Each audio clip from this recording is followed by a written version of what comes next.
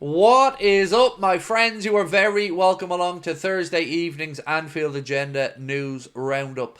During the course of this video, we're going to be speaking about Liverpool improving and growing their scouting network. We're going to be giving you the very latest on Liverpool's interest in Ryan CHERKI and asking what on earth are Real Madrid thinking if they think they can come and take one of our boys. That and a few more bits and pieces that will hopefully keep you up to date with the very latest around Liverpool Football Club. As always, we want to know your thoughts, so once you've watched, do let us know in the comment section. Drop a like on the video if you enjoy it, but most importantly, why not join the other 287,000 people who are part of the growing Anfield Agenda family and hit that subscribe button. I do want to thank you all once again for an incredible year here on the channel. We hope 2025 brings us new family members, lots more interesting days, and of course some great football occasions to be had. Let's get straight into it though. I want to talk about a piece from James Pearce in The Athletic that said Liverpool intend to appoint a global talent scout and they're creating 4 new regional European scouting jobs, including roles in the Netherlands and Belgium.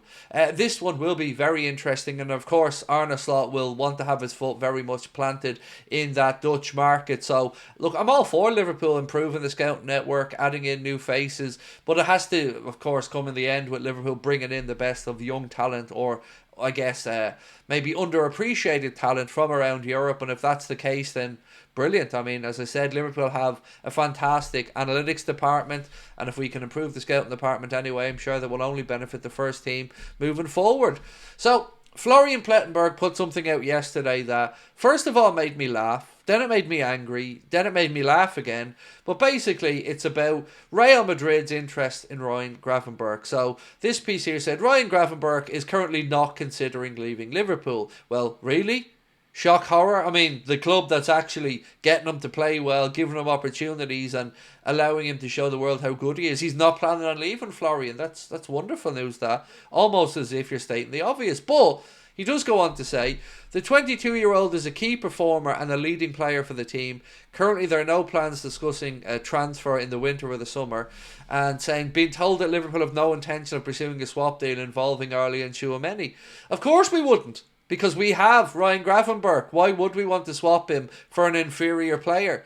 Real Madrid are starting to get on my nerves, quite frankly, and seeing their names linked with move for Ryan Gravenberch. Well, you could have gotten him, same as we did. 40 million euro, but you didn't think he was good enough. And now all of a sudden that he comes to Liverpool, Arne Slot gets him playing some wonderful football. Real Madrid think once again that they can just throw their weight around and that he'll come running. And he won't, because he is at, in my opinion, the best club in Europe, where he's going to get the best out of his performances, with a team is set up around him in midfield.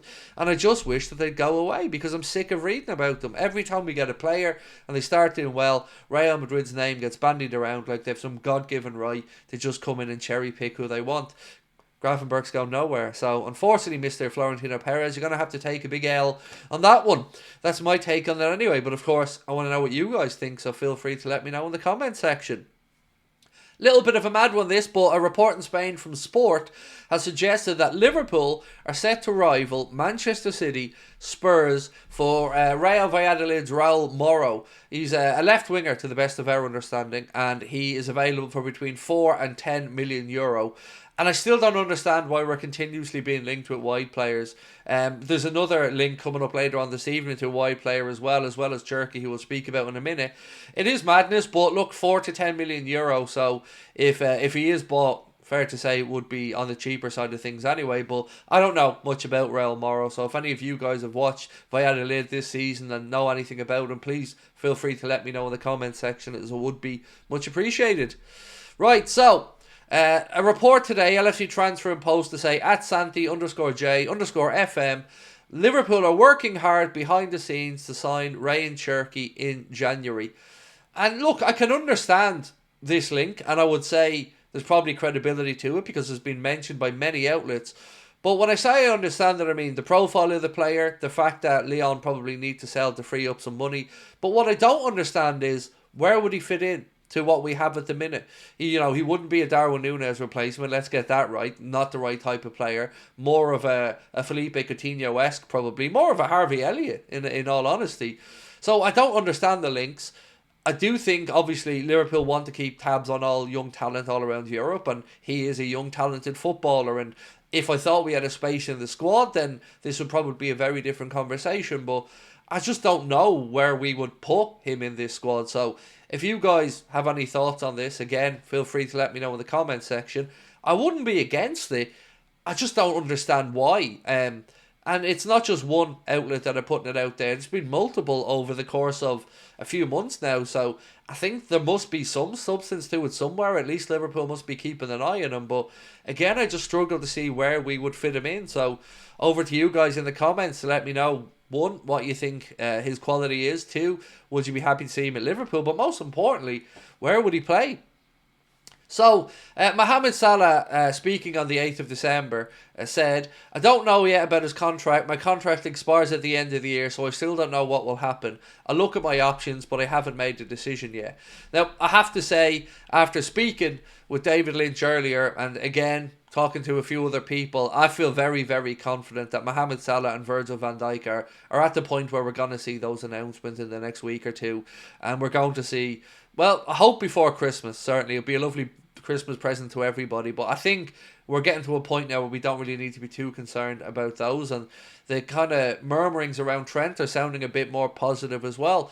Can't really substantiate those claims yesterday of £310,000 a week offer on a 4-year deal, but even mentioning a 4-year deal with David earlier on, he seemed to think that, you know, Liverpool did that last time with Trent and they ended up in a precarious position and maybe having to negotiate an extension a bit quicker than they would have wanted to, or at least get to those conversations. So 5 years for me would make more sense with Trent, but we'll wait and see what happens. Look, the goal here is to keep all three of them at the club, and if Liverpool can do that, then brilliant. We'll talk about the numbers involved if indeed we find them out, but most importantly, it's about keeping the talent we have here, and if we can get that done before Christmas, then happy days. So one last thing before we finish up, my friends, and I will be back tonight at 8:45, where of course we'll be keeping an eye on the Manchester United Spurs game. We'll be bringing you the results of the draw for the semi-final of the Carabao Cup, but a little bit on Manchester United, because just when I thought Jim Radcliffe couldn't be any more of a Grinch, apparently he can. So Manchester United have cut the stewards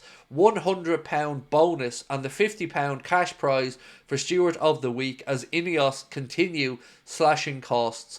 One quote was, "You're pinching people off the bottom of the ladder," and it's embarrassing at this point, and they should be ashamed of themselves. You know, how much money has been wasted at clubs like Manchester United and the upper echelons of the club, and you're cutting hard-working stewards and club staff of Christmas bonuses now, even £50 for the Steward of the Week. Are they that hard up that they have to cut a £50 bonus for the hard-working, you know, soldiers, I guess, at the bottom rung of the Manchester United corporate ladder? I really find the whole thing disgusting, to be honest with you, and it'll be interesting to see how United fans take to the continued cost-cutting measures there by Ineos. But look, my friends, that is it for me for the moment. The David Lynch video will be out at about 6 o'clock this evening, so keep an eye for that, and I'll be back at 8:45. We'll talk to you then. Bye-bye.